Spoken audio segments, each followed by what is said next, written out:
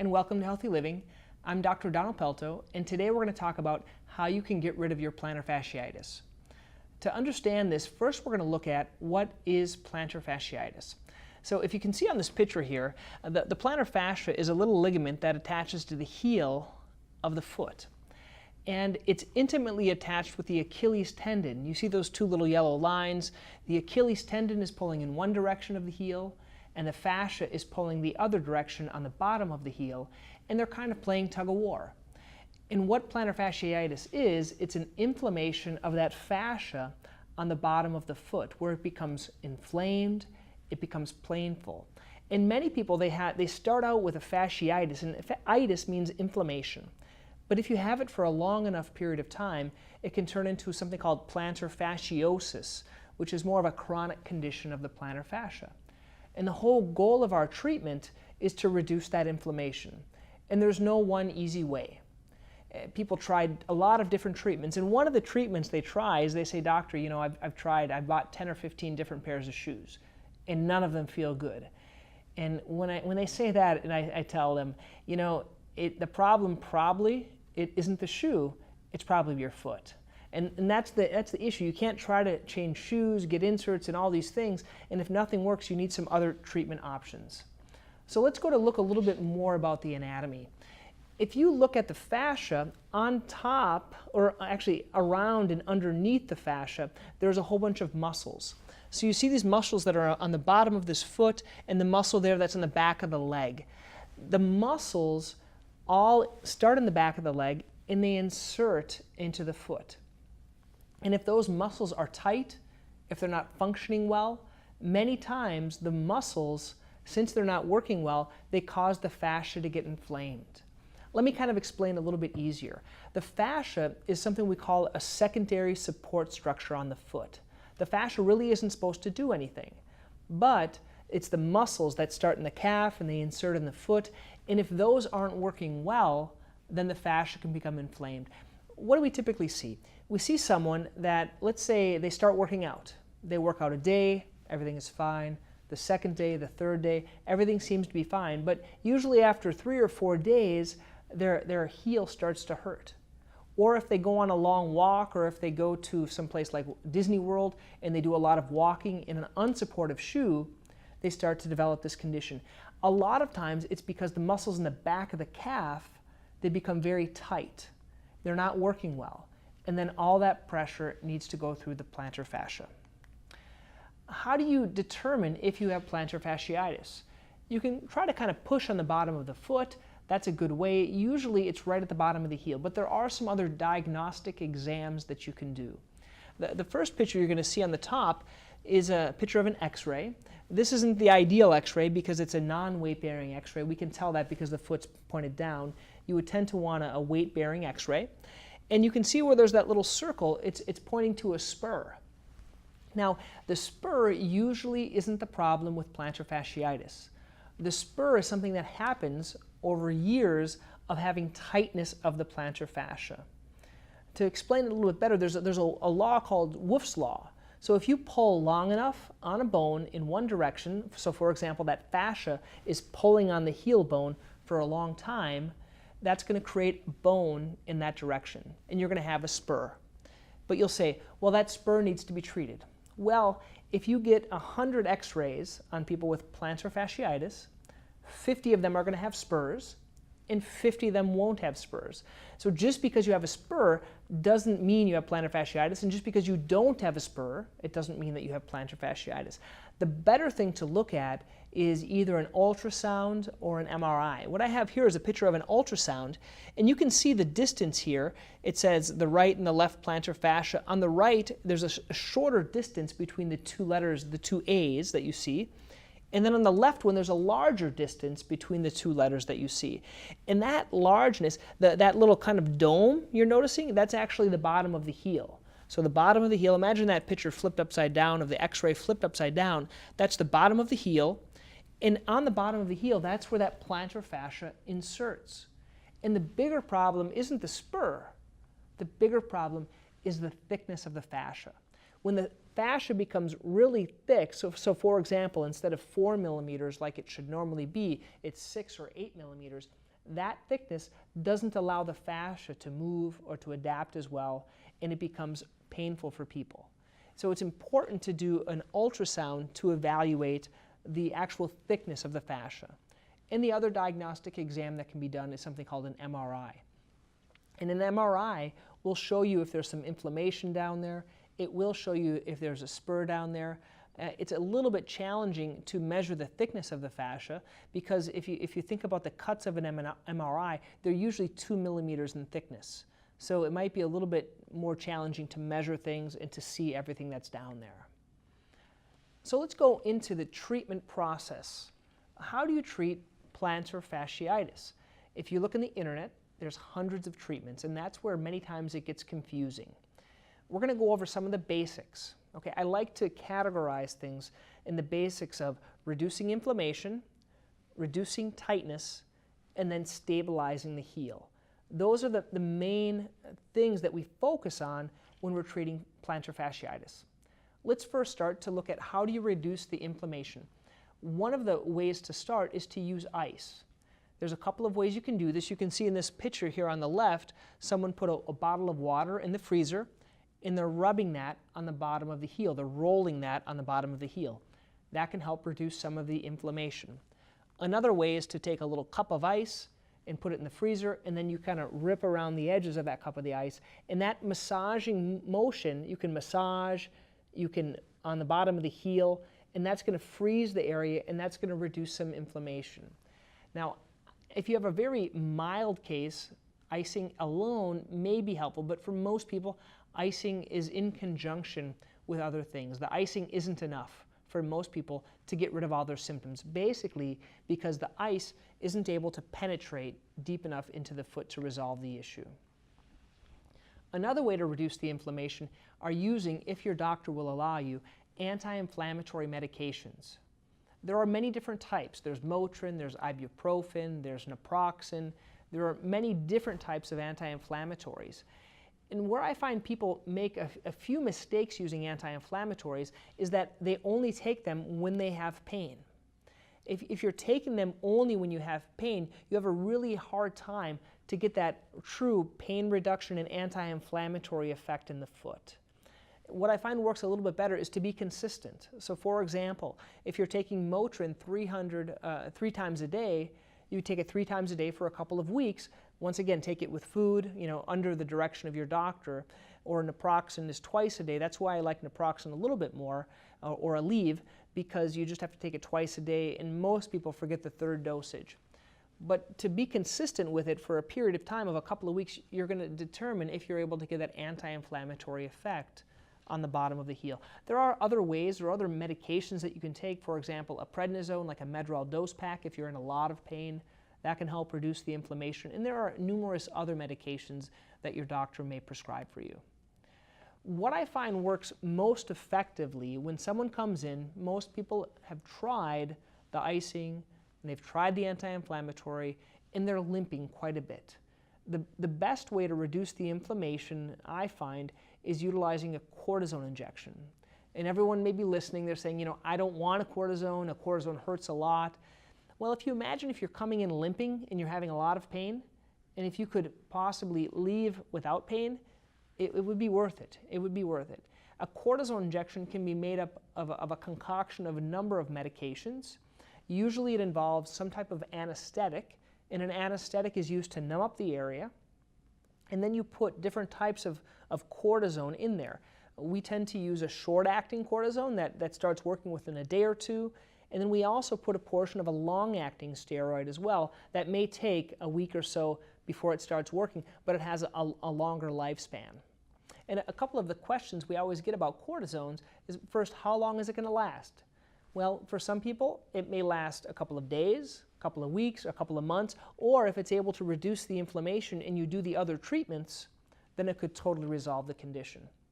With cortisone, if you can see here in this picture on the bottom, the 2 of them, you can see it usually goes on the side of the foot. Even though your pain is on the bottom, we normally put the cortisone through the side of the foot. Unless you have a different condition, or something called a bursa on the bottom of the foot, it could go straight through the bottom, but usually we go on the side.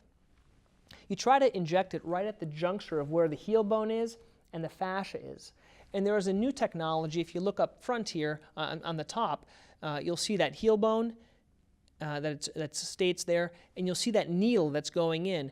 And that needle is shown there utilizing something called a diagnostic ultrasound. So we're going to put the ultrasound right where the fascia is. In this way, you can put a little bit less of the medication in there, and you know that it's getting in the right spot. That's where cortisone is very effective. When you do this with the ultrasound guidance, you can use less of it. Why? Because cortisone, there are risks with cortisone. Some people have allergies to it. Other people, though, what we get concerned with, if you put too much cortisone in one location, that can kind of weaken the tissues in that area, and that can become a concern. You could develop a rupture of the plantar fascia. You could develop weakening of some of the other muscles in the area. So you have to be careful. We always want to use it in the proper location and in the proper amount for treating the plantar fascia. Okay? So cortisone injection is very important to reduce the symptoms of pain that you're having. Let's say you have a cortisone. If you can have the other one, well, you may be able to have it in a couple of weeks. I tend to wait between 2 and 8 weeks between them. I try to avoid doing more than 3 injections in one location. You can do more if it's indicated, but you don't want to put too much in there because you don't want to weaken the material that's in there, the tissue that's in there. And people always ask, well, what happens if I absolutely don't want a cortisone injection? There are other treatments, like we talked about. There's the icing, there's the anti-inflammatories, and we're also going to talk about a couple of other treatment options for the plantar fascia. And this is one of them. This is called Extracorporal Pulse Activation System. Basically, it's the similar technology to shockwave or lithotripsy. Many of you may have heard, if you have a kidney stone, they can sit you in some water, and then they can shoot these sound waves at you. And that's what this system is. Basically, there's 2 pieces of metal inside, and they hit against each other, and they create a sound wave or an acoustical wave that goes through some gel. We call it ultrasound gel. And then it goes into the area where the maximal area of pain is, and usually that equates to the maximal area of thickness that we showed you on the ultrasound. And I kind of equate this to a meat tenderizer. You're taking that area of thickness, and then you're hitting that area, and that's going to help kind of soften up that area. But more importantly, over the next about 6 weeks, it's going to start to send more good blood flow to the area. Because for some people that have this fasciitis, or the other thing called the fasciosis, which is more of a chronic problem with the plantar fascia, there's not enough blood flow to the area to bring the healing components. So basically, this brings some of the healing components, or it's supposed to, over a period of time. We tend to do one of these treatments every week or 2 for 3 treatments. And it's quite effective for people that don't want to do a cortisone, or maybe they've had a cortisone and we're seeing them a couple weeks later and they don't want to do another cortisone for, let's say, 8 weeks, then we can do these series of treatments as well. The one thing you have to remember with this type of a treatment, for a few days afterwards, you don't want to take any anti-inflammatory medications. You don't want to take any Motrin, ibuprofen, because the whole goal of this treatment is to increase the blood flow to the area. And if you're taking the anti-inflammatories, it's kind of taking those good healing components and keeping them away with the purpose of the anti-inflammatories. The second step in this process of treating plantar fasciitis is to reduce the tightness. And as we mentioned before, many people, they have tightness in the back of the calf. Now, I don't see anyone with plantar fasciitis that comes in and they say, you know, doctor, my calf is tight. They don't complain of calf tightness. But many times when you're feeling the back of the calf, there is pain and there is tightness, and the muscles aren't working well. And that's why every doctor that you talk to, or you look at every different site, you're going to find that they talk about using stretching exercises, special boots, special socks. All of these things are used to focus on reducing the tightness in the back of the calf. Why? Because if you can reduce the tightness in the back of the calf, you can reduce the tightness where those muscles insert on the bottom of the foot. And many of those muscles, especially the one that's noted there, the tibialis posterior, that inserts in the bottom of the heel right around where the plantar fascia is. So by loosening up that muscle, you're able to many times reduce some of the symptoms. We find patients when they come in with plantar fasciitis and then we do a series of foam rolling exercises or exercises to loosen up that posterior tibial tendon, many people have dramatically reduced pain just from doing that. That's why massage is so important. Massage can be a little costly. That's why we have some options here of some tools. These are deep tissue massage tools. One is a foam roller, you can see on the top, and that you roll in the back. You don't have to plank up like this person is planking, but that foam rolling can reduce the tightness. Another thing, there's some tools, they're called trigger point tools. They have a little yoga block and a ball, and that ball is able to penetrate deep into that calf area. And there's different types of techniques. The main technique we use, though, is when we have it on the back of the calf, we roll the foot 3 times in one direction, 3 times in the other direction, and then we lift it and drop it down. And you'll find some of these other resources I'll share with you, some actual videos of how to do this. These are our mainstay with treating the tightness in the back of the calf. Many people say, well, I've tried stretching and nothing works. I've tried one of these special socks, one of these night splints, and nothing works. This type of a treatment is really, really helpful for this type of a condition of plantar fasciitis. Another technique, many times that goes in conjunction, is physical therapy. And the reason I send people to physical therapy is because most people need help staying consistent with the foam rolling and these other types of tools that you're using. If you tell someone to do foam rolling twice a day or the deep tissue massage twice a day, many people aren't doing it. And by sending people to physical therapy, they're going to learn how to use the tools better, but they're also going to be more consistent. There's also another type of a technique called the Graston technique, and this basically takes a hard piece of metal and rubs down the back of the calf. And this type of a technique is similar to those other foam rolling and the ball that massages the area, but it gets very deep, and it's able to break up any of the adhesions or the tight components, the tightness in the back of the calf. And amazingly, but just by rubbing back there or the different areas around the heel or the fascia, that can reduce a lot of the inflammation for people, and it can help the healing. Now I do put some stretching exercises just to be complete. This is a type of a runner stretch. I always say be careful with these types of stretches because many times people stretch incorrectly. Their foot might be in the proper position, in the improper position. Their foot could be twisted in, it could be twisted out. One that's helpful is the step stretch where you go on the edge of the step and you kind of go down very carefully because you don't want to injure anything, but kind of go down and come back up. And that type of a stretch is called the eccentric type of a stretch that can help with loosening up the back of the calf. All these are here for completion.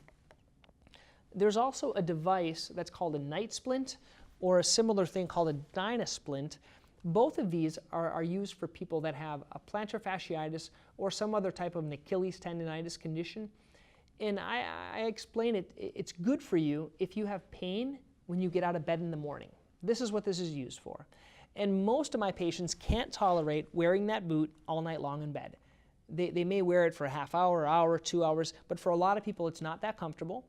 And if you're sitting around kind of watching TV at the end of the day, you could use something like this night splint, while you're sitting watching TV, and it'll keep the foot up in the flex position and it'll stretch those muscles. This isn't used for everyone. It tends to work better for people that have pain when they get up in the morning. And then the third component of the treatment, we talked about reducing the inflammation, reducing the tightness in the back of the calf, and now we're going to talk about correcting the heel alignment. So heel alignment is the alignment of your heel. So if your heel kind of goes out, and I'll show you a picture in a second, it's real important to correct that, because if you correct the heel alignment, you're going to stabilize the whole foot. So a very supportive shoe is going to be helpful. I find shoes that have too much cushion aren't that good. It's better to have a nice stable shoe that's going to help stabilize your heel. Flip-flops usually aren't the best because they don't give you any stability. Little ballerina slippers aren't that helpful. Something that can be helpful for plantar fasciitis is something with a little bit of a heel. If you have a heel, that's going to take off some of the pull of the muscles in the back of the calf. Now I want to show you an example here of someone before having a heel stabilizing orthotics and after. You can see this line that's in the back of the calf here on the upper left-hand corner, and on the heel region it kind of goes to the side. And because it kind of goes to the side on both sides, they're putting a lot more strain in the middle of the foot. and in the arch of the foot and the area of the fascia. By using an orthotic, what it can do in those lines is it can straighten things out. So the heel goes out, and then with an orthotic in a nice shoe, it can stabilize things. Now I want to focus on this. Not all shoes are created equal. Not all shoes that say they're going to cure your plantar fasciitis are going to cure it. A shoe isn't the key. The shoe, or even orthotic, isn't the heal all. It's not going to heal everything with just one orthotic. Okay? We tend to use more of a custom-made device, but other people, you can find an over-the-counter device that can be helpful as well. If no shoe or orthotic helps you, the problem is probably because the inflammation hasn't been taken care of. But orthotics can be very helpful at treating this. I want to talk about a couple of advanced treatments here. This is one that came out recently, and it's been used in different parts of the body. It's called an amniotic tissue allograft. So basically, it's a piece of tissue from someone else of the same species, okay? So another human, a human female. And what they do is they take this amniotic membrane. If you can see on the picture, the amnion and the chorion, you take that little membrane, okay, that is sterile inside of the mother after a birth. Okay, they're consenting to this. And if you ever notice with a baby, even if they have to have you hear of them having surgery inside the womb and then there's no scars, it's because inside there's a lot of growth factors that help reduce inflammation and scarring and help improve healing. And these growth factors, they can be used to help your own body heal. So this is actually coming in a powder or a liquid form, and you take it, and utilizing the ultrasound guidance, you can inject it right in the area of the plantar fascia. For people, let's say they've tried the cortisone, they've tried the orthotics, they tried everything, and they're wanting to avoid a surgery, this is where this would fall in for this type of a treatment. There's really no downtime. Most people, we do put in some type of a boot to rest the foot, but there's really no downtime. The only downtime is usually it's not covered by insurance and can be a little bit expensive. Another advanced treatment that's being used is something called hydrocision. To make it simple, you can see this diagram. There's some saline, which is like a liquid, a water that comes down, and it goes into this handpiece. And this handpiece is made in a way that it's actually shooting out water and then it's sucking it back up. So it's basically going in a loop where it shoots the water and sucks it back up. And when you put it in the area of the fascia, if you look in the ultrasound, you're going to see areas of inflammation, areas where the tissue is injured. And by putting it in the area of the fascia in that area, it's going to take out all that damaged tissue. That's how it works. The benefit of this procedure with the hydrocision is that it's minimally invasive, and there's really a reduced recovery time compared to a bigger traditional surgery. The recovery is usually about 2 weeks for this type of a procedure. It's still done in the hospital. That other one we talked about with the amnion can be done in the clinic, but this tends to be done in the hospital. It could be done in the clinic, but sometimes it's hard to get rid of the waste because when it pulls out that tissue, that's some waste that needs to be disposed of. And then the last type of advanced treatment is a plantar fasciotomy or plantar fasciectomy. Basically what this means is there's a little chunk, you can see that little red piece, you imagine you could take out a section of the plantar fascia that can loosen the fascia up, and that for many people can help. But this has a little bit longer of a recovery. It involves some stitches. The previous one has a couple of stitches as well, but this is another type of a treatment. Now this is in no means is supposed to be complete about the surgical treatment or even the non-surgical treatments for this condition, but just to get you an idea, there are a number of treatments, and it's good to go through and kind of see what you've done. And what's helped you and what hasn't helped you. And what I find really helpful with my patients is I go over this little algorithm here with them. So I say, well, have you had an x-ray? Okay, good. Is there a spur? Is there not a spur? Is there any other issues going on in your foot? Because there can be other issues. Did we do a diagnostic ultrasound to measure the thickness of it? And then did we do treatments accordingly if there was thickness in the area? And then if we're thinking about surgery, for some people, it doesn't have to be everyone, we'll get an MRI. Just to see the area of inflammation, just to confirm what we have going on. Then the traditional treatments, reducing inflammation, icing, anti-inflammatories, cortisone injection. I put that little thing there for 8 weeks. I like to wait about 8 weeks. Some people it can be 2 weeks, but it really just depends on the patient. One thing we didn't talk about is a walking boot. Basically, that's one of those Darth Vader looking boots. It's a big boot that you wear just to rest everything. That's something that can be tried to reduce the inflammation. I don't like everyone to be in one of those, but for a lot of people it helps. The shockwave therapy, or that EPAT therapy, is something for people, let's say if they've done the cortisone and then you want to do something else in the mid-time between the 8-week period, or it can be used primarily too if you don't want to do the cortisone therapy. Okay? And then reducing the tightness, the stretching, the foam rolling, the physical therapy, the home therapy, the night splint, those are all helpful. I can't really emphasize the importance of finding a good physical therapist. Not all physical therapists are created equal. So if you go to one place and you say, oh, they really didn't do anything with me, they just kind of made me ride a bike and nothing really happened.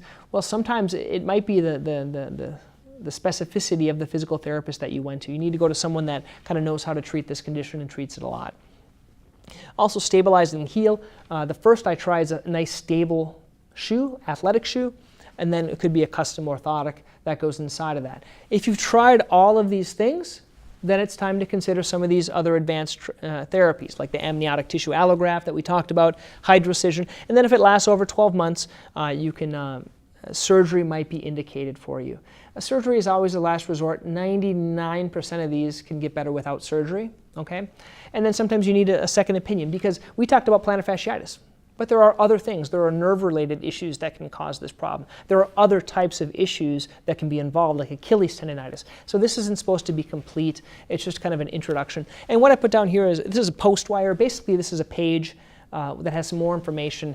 And I'll include this on the bottom of the screen or on the bottom of the video if you're watching it. You go to on the area of plantar fasciitis under my resources, plantar fasciitis, and you're going to find a page with the videos that we talked about to explain the foam rolling, about all the different types of treatments, and that's more complete if you're interested in learning more. So thank you for watching this episode of Healthy Living.